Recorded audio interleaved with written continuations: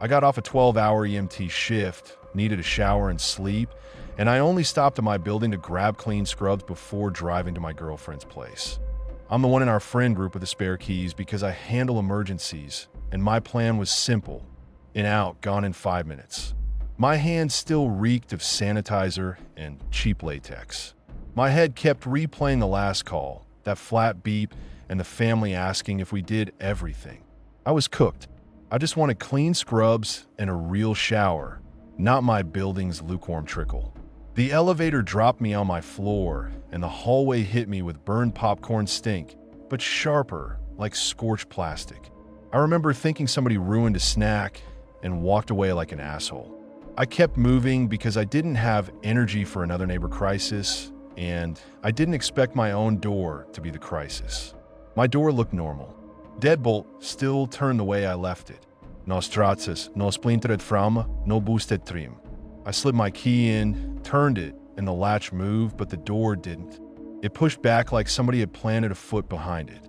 Solid braced. My first reaction was pure irritation, like the door warped again. Then my stomach sank because doors don't push back. I shoved anyway, harder, and the chain snapped it short. That chain was never on when I leave. Ever. I don't use it. I don't trust it. If somebody wants in, a chain just gives you a front row seat while they decide what to do with you. My key flexed in the lock, and I stopped with my wrist bent and my shoulder tight. I leaned in and listened. No TV, no music, no sync. Just breathing slow and close, like whoever had their mouth right up by the crack and didn't give a shit that I could hear it.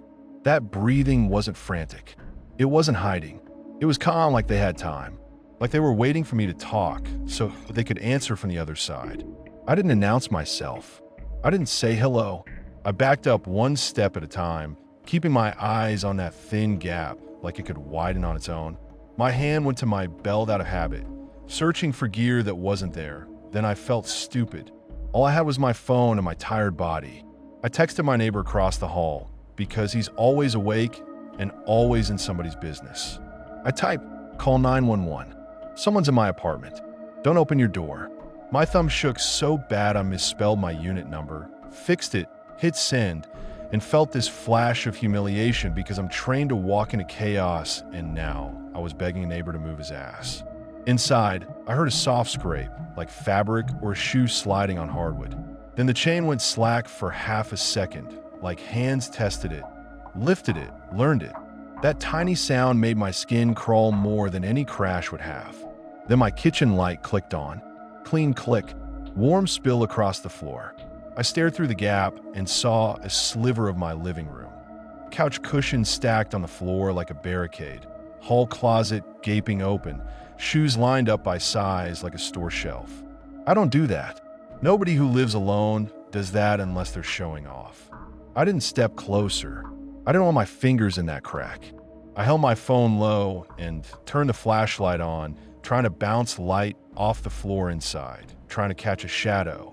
The breathing pause when the light hit, like whoever was noticed what I was doing. Then it started again, slower, almost mocking. I could hear fabric shift, like they leaned in closer instead of backing off. My brain did that EMT inventory thing, running options. Shoulder the door and break the chain, sprint for the stairs, bang on another door, call my supervisor like that would help, anything except stand there. My neighbor texted back, calling. That was it. No hitty, no question, just calling. I waited for sirens and heard nothing. I texted again, harder, basically pleading, and he replied with a thumbs up emoji. A fucking thumbs up. Rage hit me, so clean it felt like a drug. I pictured him safe behind his own deadbolt, scrolling, watching my panic like entertainment. I wanted to slam his door and drag him into the hallway so he could hear that breathing too. I didn't because the breathing behind my door stayed steady, and I didn't want to give whoever was a clear excuse to stop playing quiet. My thoughts kept circling the key hook in my kitchen, the spare ring, the one everyone jokes about until they're locked out, the one with my friend's keys on it, because I'm the responsible one. I'd taken pride in that stupid role. I'd handed that ring over in parking lots and hospital lobbies and outside bars at 2 a.m. because I like being the fixer, standing there, hearing a stranger breathe on my door, it hit me that being useful makes you predictable. People learn your habits. People learn where you keep the things that open doors. I moved. I turned and ran for the stairs. Not heroic, not tactical, just movement. My bag smacked my hip. I took the steps too fast and almost ate it on the last flight because my legs were shot from a shift. In the lobby, I stopped behind the glass doors where I could see out and through the stairwell window, see a slice of my floor. From there, I couldn't see into my apartment, but I could see my peephole. It went dark, then light, then dark again like someone pressed an eye to it and pulled back and pressed again. Each change hit me like a punch. Dark meant they were right there. Light meant they backed off and moved, and my head filled the empty space with worst-case shit. I kept checking my hands because they wouldn't stop shaking, and I hated that because I've held pressure on arterial bleeds with steadier fingers. I called 911 too because I stopped trusting my neighbor's idea of urgency. The dispatcher asked the usual questions in that flat voice. Roommates, maintenance, could I have left the chain on myself? That last one lit me up. I told her I locked my door like a ritual every time because I've had to step over people who didn't. I told her I heard breathing right at the crack and watched my peephole go dark like somebody was staring back at me. She finally said units were coming, like she was handing me a receipt instead of help. My girlfriend called the second she saw my text. I picked up and she came in hot, scared and pissed, telling me to get out of the building and stop trying to be tough. I barked back that I wasn't in the apartment, I was in the lobby, and I wasn't leaving my home with someone inside it. She called me stubborn. I called her dramatic. The words came out mean because fear makes you mean. She said she was driving over. I told her not to because I didn't want her walking into this blind. We argued for maybe 20 seconds, and I hung up because I couldn't do love and danger at the same time. People kept coming through the lobby. I warned a guy with groceries not to go up. He shrugged and hit the elevator anyway, because people always think danger is someone else's story. I watched the doors close and felt sick. I texted my neighbor again, asking if he actually called. No answer. A minute later, through the stairwell window, I saw his door crack open upstairs and his head poke out, peeking down like a kid watching a fight. He didn't come down. He didn't shout. He just watched and closed the door again. That made something in me go cold because it meant there were witnesses and still nobody wanted to touch it. When the cops showed, it was 2 officers and no rush. I talked fast, showed them my texts, told them about the chain and the breathing and the light. One of them asked if I'd been drinking. I laughed once, sharp, and told him I just got off a 12-hour ambulance shift, and if he wanted to accuse me of being drunk, he could do it after we dealt with the person in my apartment. He didn't like my tone, and I didn't like his. We argued right there in the lobby, quiet but ugly, him telling me to calm down, me telling him this wasn't a noise complaint, this was my home. We rode the elevator up, and it felt like riding into a punch. The popcorn smell was stronger on my floor. My door looked the same. The kitchen light I'd seen earlier was off now, which somehow made it worse because it meant somebody had time to turn it off. One cop knocked and called out police. Nothing answered. No footsteps. No voice. No movement. He asked if I wanted them to force entry, and I said yes before he finished the sentence. He started working the lock, and I stood behind him, staring at the chain through the crack, waiting for it to go tight again, waiting to hear that breathing close up. When cops finally opened the door, the place looked tidy, nothing missing, no forced entry. Only one thing changed. My spare key ring was gone from the hook I swore I'd never use again.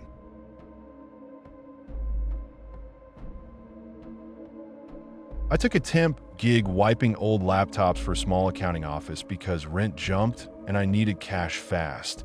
I'm the IT cleanup guy, and my plan was to image drives, certify wipes, and leave with my hands clean.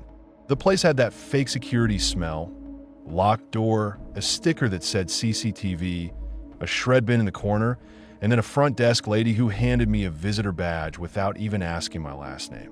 The office manager marched me to a little conference room, dumped a tote of laptops on the table, and told me, without a policy sheet, without a sign-off form, that I had until 5 because the partners need the room. She said it like my hands were a mop. I told her I don't rush wipes. She told me she didn't ask. The first few machines were boring. Old Dells, sticky keyboards, QuickBooks backups, tax PDFs, a guy's fantasy football bookmarks. I did my usual routine. Check serials, image what they asked for, run a proper wipe, verify, print the certificate, slap a tamper label on the lid. The office hummed outside the door. Phones, cheap laughter, someone complaining about clients like it was a sport. Every hour, the manager popped her head in and asked how many were done, like I was washing dishes. Around lunch, one of the partners walked by with donuts. Gray hair, soft voice, polite smile, the kind of guy people trust without thinking. He said hi, offer me one, and I wave him off because I had a drive sitting on my dock and I don't like touching food and hardware in the same minute. He didn't seem offended, just smiled and kept walking. Normal. Then I pulled a laptop from the tote with a tag that didn't match the others. Masking tape, black marker, do not retire. Underlined twice. Not do not wipe, not hold, just don't retire it like it was still in rotation. The battery was swollen, so the case didn't sit flat, and the hinge creaked like it hated being opened. I should have walked it straight back out and asked what they meant. Instead, I did the dumb, responsible sounding thing. I told myself I'd check what was on it, so I could explain why it was tagged. It booted right to desktop. No encryption prompt. No login. Just a clean Windows screen and a couple of folders with boring names. I opened File Explorer to grab the drive size, and I saw a folder with a dot in front, like it was trying to be invisible without really hiding. Inside were subfolders named by full dates, stacked month after month. That's when my stomach did that tight drop you get before a bad phone call. I opened the newest date. Photos, not spreadsheets, not receipts. Photos of women on buses, in grocery aisles, walking to their cars. All shot from behind, all cropped tight around the neck and wrists like trophies. I scrolled and my throat got hot. There were so many, and they weren't pulled from social media. They were bad angles, motion blur, reflections in store glass. The kind of pictures you take when you're pretending you're not taking pictures. I backed out like I'd touched something wet. Next folder, scans of IDs, driver's licenses, employee badges, a passport. Some looked like they came off a copier. Some looked like someone snapped them fast with a phone while the person stood right there. I started doing that mental bargaining thing. Maybe he does fraud. Maybe he's tracking debtors. Maybe this is some weird investigation file. But the pictures weren't investigative. They were hungry. Then I clicked a spreadsheet. Names, addresses, work schedules, and notes like alone after 9 and no dog. Parking and back. Boyfriend weekends. Smokes, goes out rear. A column labeled seen with dates like check-ins. Another column with yes or no flags. I stared at it so long my eyes watered. Outside the room, somebody laughed. A phone rang. A printer whined. Normal life just kept going while I sat there staring at what looked like a stalking ledger. I shut the file, opened it again, tried to tell myself I was overreacting. I dug through a couple more date folders, hoping to find a case number, a client name, any paper trail that made it make sense. It didn't. Same pattern, same tight crops, same ID scans, same notes. The dates ran back years. I forced myself to stop spiraling and do the only practical thing I could. Find the owner. I checked the computer name and the asset tag. It matched a partner's initials. I pulled up the staff directory on their intranet, and there he was, the quiet partner, gray hair, polite smile, the donut guy. The bio said he volunteered, mentored kids, did charity runs. Seeing his face next to those folders made my stomach twist harder than the photos did. Monsters don't look like monsters. They look like the guy who holds the door for you. I wanted to puke, then I got angry, then I got stupid. I copied everything to a thumb drive because I didn't trust myself to report it later. I didn't trust the office manager not to snatch the laptop back and handle it internally. I didn't trust that if I walked out empty-handed, I'd ever see those files again. I told myself I was preserving evidence, like that made me clean. The transfer bar crawled. I sat rigid in that chair, ears tuned to footsteps, my foot bouncing hard enough to rattle the table. The manager knocked once and tried the handle like she owned the air in that room. I snapped that I needed 5 more minutes. She muttered something about contractors being dramatic and walked off. That little dismissal made my anger spike again. They were so casual, so confident, like nobody in that building ever expected consequences. The copy finished. I yanked the drive out and jammed it into my pocket hard enough that the edge bit my thigh. I took one breath, grabbed my phone, and that's when my screen went black. Not sleep, not dim. Hard off. The power strip stayed on. My dock lights stayed blue. The laptop fan stopped like someone cut its throat. I hit the power button and got nothing. Dead. My phone refreshed its Wi-Fi list by itself. The office network name changed on my screen into a string of my personal info, my address, my mom's maiden name, my last 4. Under it, a new network appeared, clean and simple. Drop the drive. The room felt smaller. I could hear my pulse like I just sprinted. I wasn't even connected to anything. I hadn't joined their Wi-Fi on purpose. It didn't matter. Someone had my details and wanted me to know it. I killed Wi-Fi. I turned on airplane mode. The networks vanished. Then my phone tried to be helpful and showed them again the second I touched the settings. My hands shook so bad, I fumbled the phone onto the table. I sat there staring at it like it was a live animal, like if I touched it again, it would bite. In that moment, the whole thing shifted from I found something fucked up to someone found me back.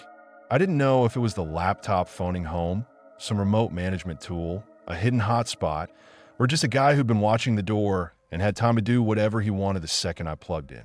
I just knew he knew, and he wanted the thumb drive. I packed my gear fast, cords tangling, plastic clacking, my movements jerky and loud. I kept expecting the door to swing open.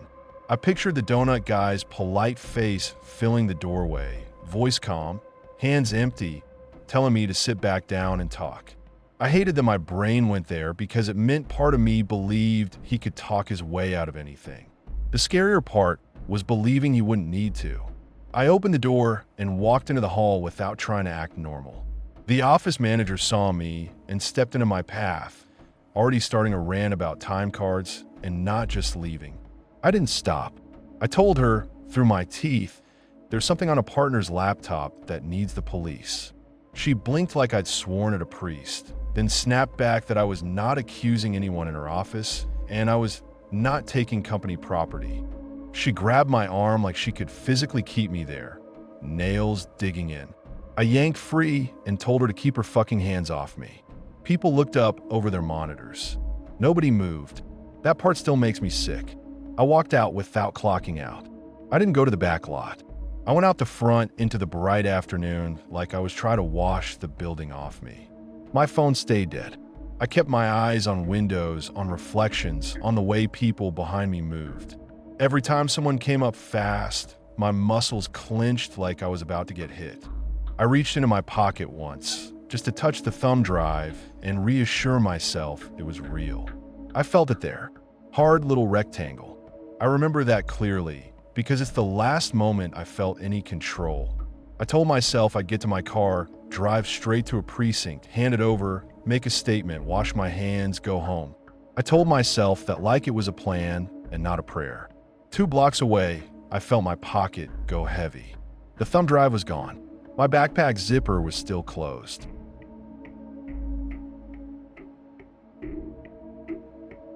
I started streaming thrift flip videos to pay off a credit card.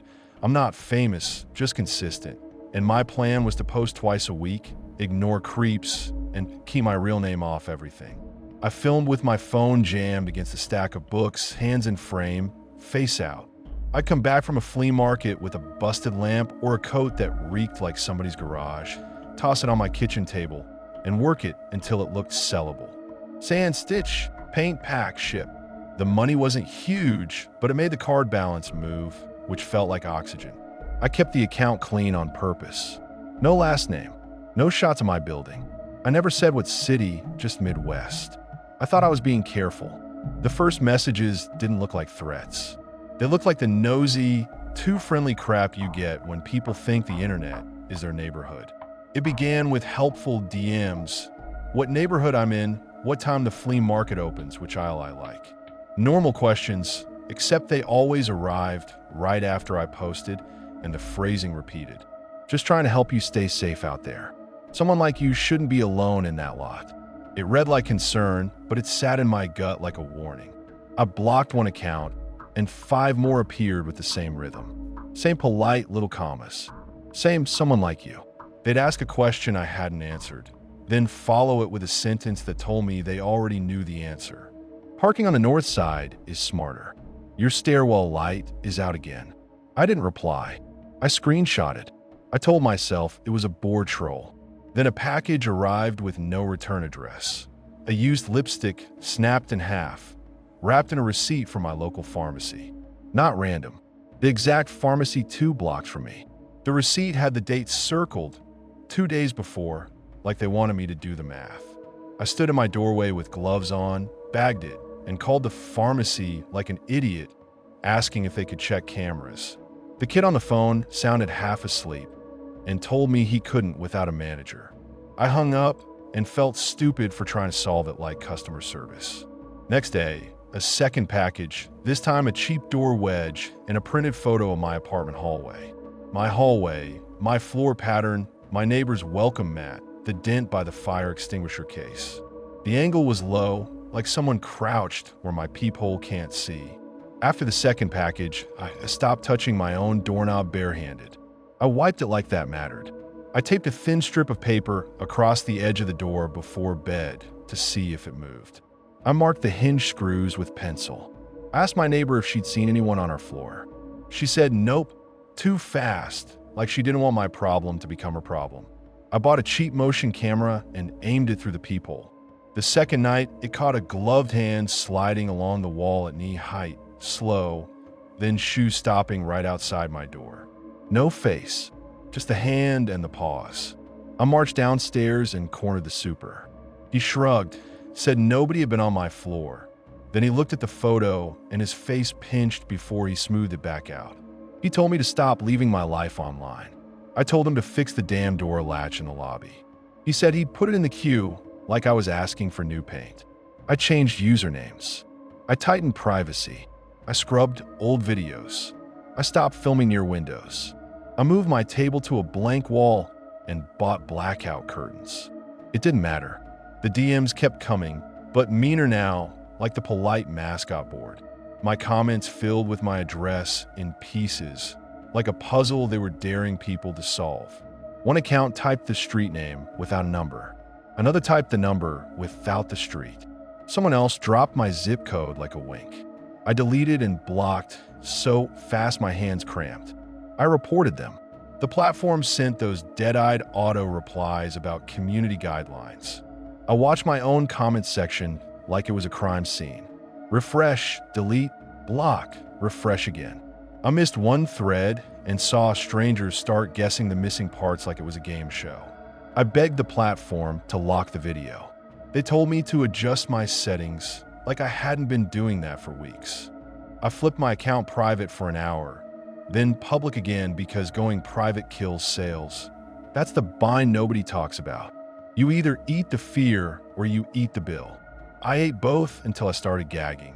One coworker told me I was feeding the trolls, and I snapped at her in the break room, loud enough that the copier guy stared. I hated myself right after, but I was running on no sleep and pure adrenaline.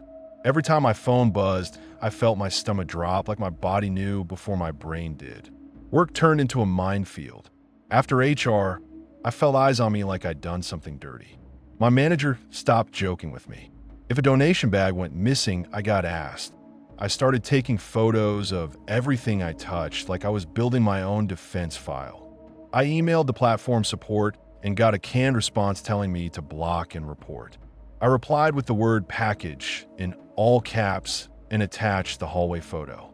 The next email told me they couldn't discuss private investigations. I started getting calls from block numbers. No one spoke. They'd breathe, then hang up. One voicemail was just the sound of a door latch clicking. Then it stopped being online. Someone mailed my landlord a complaint saying I ran porn out of the unit, written like a report with dates and times. My landlord called me at work and went straight to threats about protecting tenants. I told him to inspect my place that day if he wanted to repeat anonymous bullshit to my face. He backed off, then warned me any more complaints would mean action. Next, my job. HR pulled me into a glass room and asked if I'd stolen donations. Someone had called and said I took items from the donation closet and resold them online. They named my old username, the one I'd already changed. My manager watched me like I was a liar. I dragged up listings and receipts and felt my voice shake while I explained that some stranger was trying to wreck me. HR did the whole calm tone like they were talking to a patient, not an employee. I went home and fought with my best friend because she'd been saying ignore it. I told her ignoring didn't stop a key from turning. She finally said, okay, then call the cops. So I walked into the precinct with 2 zip bags like I was bringing them lunch.